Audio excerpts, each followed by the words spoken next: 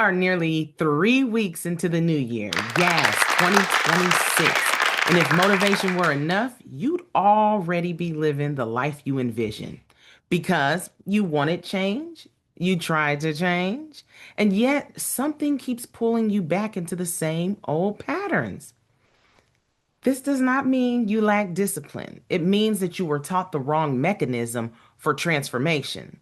Now, if this resonates with you, stay with me because this matters. And don't forget to like and subscribe. No pressure. I'm simply Bettina, mind architect and lifestyle design strategist, and you have just entered a space where transformation is elegant, intentional, and rooted in truth. This work, the ultimate transformation lifestyle design experience, exists because I personally lived in a cycle of motivation and burnout. And yes, I was very highly motivated to change the trajectory of my life. However, the burnout is real and exhausting and will have you rethinking everything you possibly thought you knew and possibly wanted to do. All right. So I didn't fail because I didn't want to change badly enough. I failed really because my brain was wired for survival. And that's something we talked about in the last episode. Survival mode versus creation mode. When you're in survival, you're not living to be sustainable.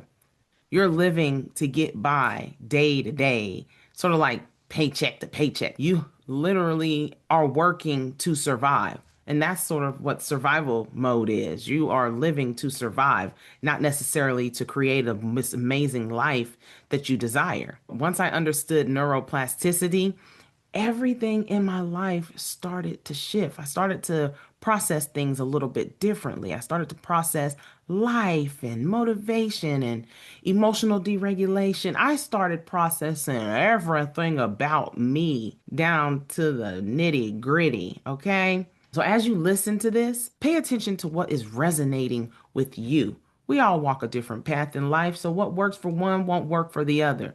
Ultimately, what I'm doing here is to open up a platform for you to be able to understand who you are and what challenges what you've been told about willpower, about willpower.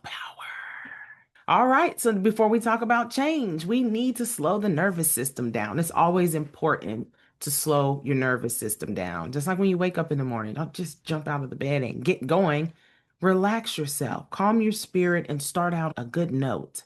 And so you want to take a few deep breaths through the nose and out through the mouth and make sure that you are breathing into your belly and not chest breathing, which we established is anxiety breathing.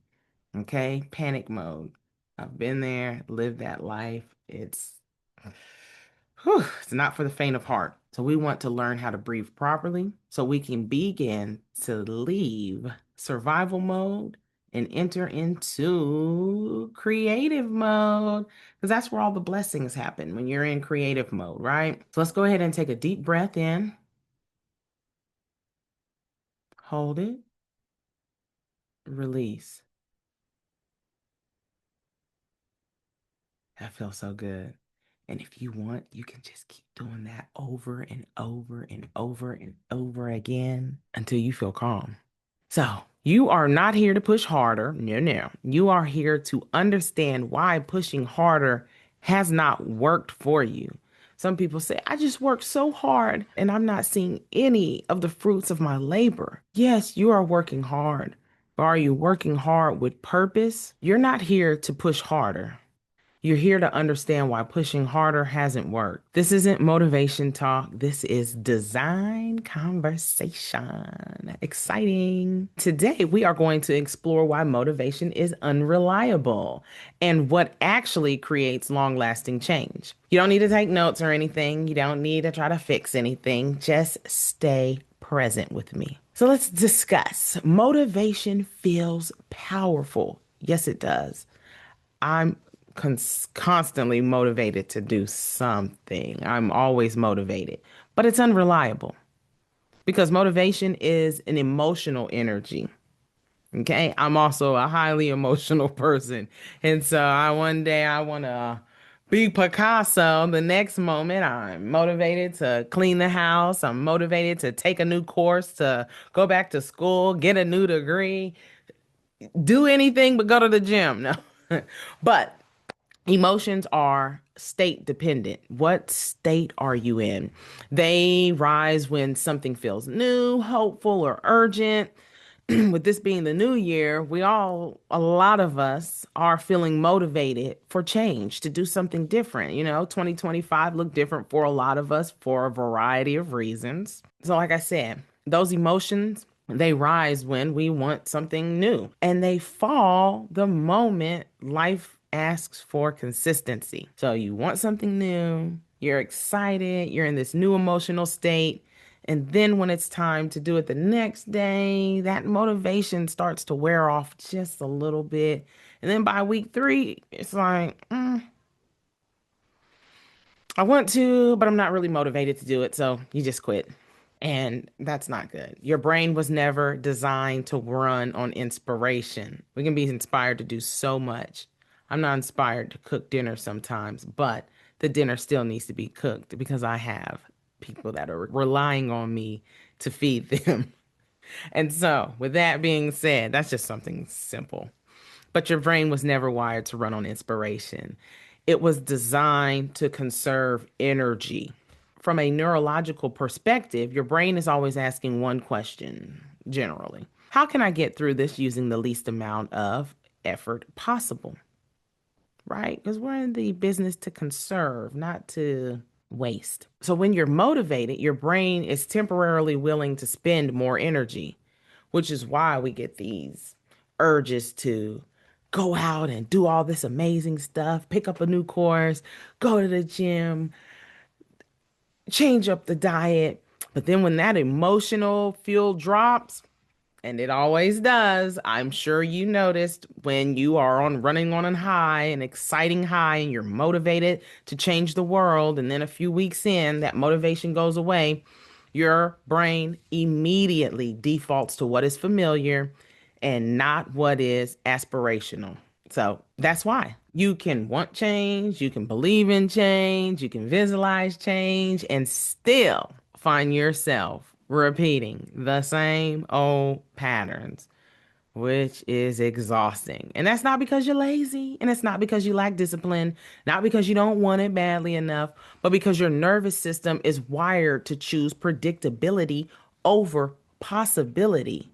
That's why they say you've got to step out of your comfort zone in order to really, really, really connect to change and creation. Familiar patterns, even painful ones, feel safer to the brain than unfamiliar success.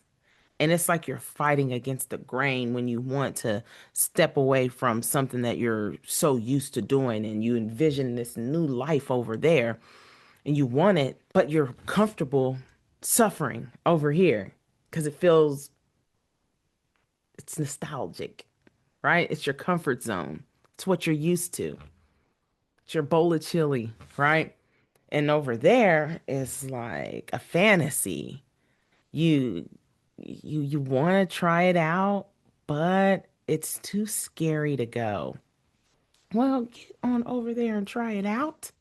See what it's like. That's the only way you're going to be able to change. So when motivation fades, the brain doesn't sabotage you, it's protecting you. This isn't weakness, this isn't failure, this is wiring. Neurons that fire together wire together. And that's important to understand. And once you understand that, you stop trying to motivate yourself into change and you start designing systems that work with your brain instead of going against you. So let's pause for a moment, not to judge, not to fix, not just to notice. We just want to notice because the first step in change is awareness, right? The first step in anything is admitting or becoming aware of the challenges or whatever it is that you are experiencing or facing. You have to be honest with yourself and you have to be aware. Now, ask yourself quietly, right? We're back to my questions. What am I relying on motivation for that actually needs structure?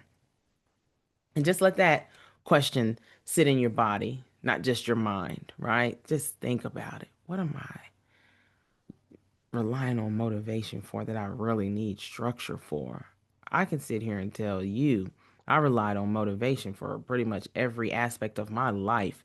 And then I realized through going to various classes, networking events, doing some inner work, shadow work, reading tons of books, you name it, right?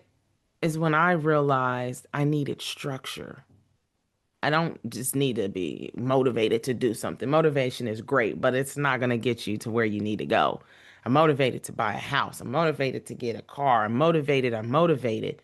But what structures are in place to ensure that once that emotional state leaves you, that you are still on the path to gaining whatever it is that you desire? So, where in your life do you keep waiting to feel ready instead of building something that could hold you steady? You're like, oh, well, I'm just waiting for the perfect time. This has to happen before that can happen. No, let's work on building something. Where do you tell yourself, I'll start when I'm motivated? I tell myself that about the gym all the time. I Oh, I'm gonna get better though, you all. But so where do you tell yourself, I'll start when I'm motivated? Awareness isn't about clarity in seconds. Believe me, I've been on this journey for a long time and I'm still on my journey. It is about allowing truth to surface without resistance. You cannot resist the truth. You don't have to tell the world what you're going through or how you feel or what you've been through, but you have to be honest with yourself. And yes, that's going to make you feel a little uncomfortable, that truth, but you're going to have to sit in your truth. I've sat in my truth and it was very uncomfortable, believe me. Whew, it was rough. So let it land, let it echo, and notice what gently rises. That's awareness right there. It is your doorway to change. It's important to calm that nervous system down. So always take those deep breaths when you feel like you're a little bit on the edge. Take a couple deep breaths through the nose, not at the same time, right? Just one deep breath at a time. Take a deep breath through the nose, hold it, release. And we just want to relax ourselves. Make sure you don't have no tension, your jaw ain't tight, you're not talking rough, you're just relaxed, peaceful. I know I used to be tense all over my body, just tense. Can you imagine what that did to my internal body? Mm. Now, what I want us to do is just say to ourselves that I don't need to feel ready to begin. I need systems that support who I am becoming. Feel how your body responds, not emotionally, but physiologically. That gentle settling, that's your nervous system receiving new instructions. And believe me, it's a good feeling when you can learn how to calm your nervous system. My nervous system was shot out. I was like a walking nerve, like the Incredible Hulk. And now I feel amazing. I still have a lot more work to do, but I have definitely come through the fire. Your brain doesn't only learn through thought, it learns through repetition, sensation, and safety. And when you pair intention with regulation, you are no longer trying to push change. You're teaching your body that change is safe. It is okay. This new life, this new world, this new feeling, this new experience, it's okay. And that's what matters, especially because your brain is always listening. It's never not on, especially right now. It is important that you speak life into yourself. So remember that lasting change does not come from emotional spikes. It comes from identity-based systems. Motivation is loud but temporary. Systems are quiet but permanent. We want to work on our identity. We want to work on our awareness. We want to work on introspection. We want to work on our person before we can really hone in on those goals and create that change that it is that we desire. This work starts deeper at a level your brain actually follows. Your values, what you're unwilling to compromise, your patterns, what you repeat under pressure, your identity. who your nervous system tells you you are, or who your nervous system believes you are, right? Outside of that, imposter syndrome, which is a whole nother beast, a whole nother beast. And then alignment, where your life finally stops fighting itself. That's an amazing feeling right there. Because when your systems are aligned with your identity, action no longer requires force. You don't need a hype man. You don't need constant willpower. You don't need to keep trying harder. When your systems are designed correctly, your behavior becomes the byproduct, not the battle, right? So you're working for yourself. Motivation becomes optional because whether you are motivated or not, you're still going to get it done. Consistency becomes natural because you're going to get it done.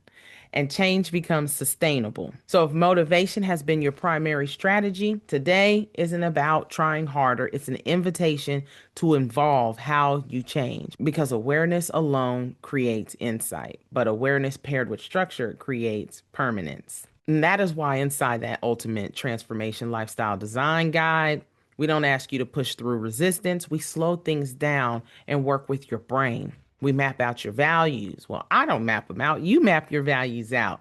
So your decisions stop feeling heavy. You identify your patterns. You are no longer caught off guard by yourself. Understand who you are. I have patterns I'm still working through. You clarify your identity so actions stop feeling forced. You clarify your identity so your actions stop feeling forced or requiring you to be forceful with yourself. And you begin to install systems that you hold steady, especially on the days where motivation disappears. And like I said, that gym, there's no motivation for me there. So that's when I require that consistency and building a system that's going to ensure that I am moving the way I need to move. The conscious ascension compass becomes your orientation goal. And it's not to tell you where to go, but to help you recognize when you are operating from survival and when you're moving from alignment. So instead of asking yourself, why can't I stay motivated?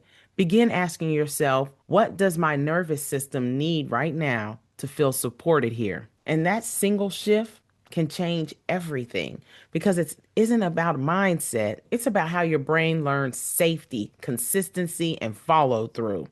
Awareness plus structure equals change that sticks. And that's not inspiration. That's not hustle. That's neuroscience designed intentionally. Okay. So before you go, just ask yourself, what would change if I stopped waiting to feel motivated and started designing support for my future self? What would change if you weren't just relying on motivation and you start building systems? What would change? You don't need no more hype. You need architecture. And that's what we build here. And again, if this resonated with you, like and subscribe. This channel is a space where we design lives that we don't have to escape from. Thank you. I'll see you next week.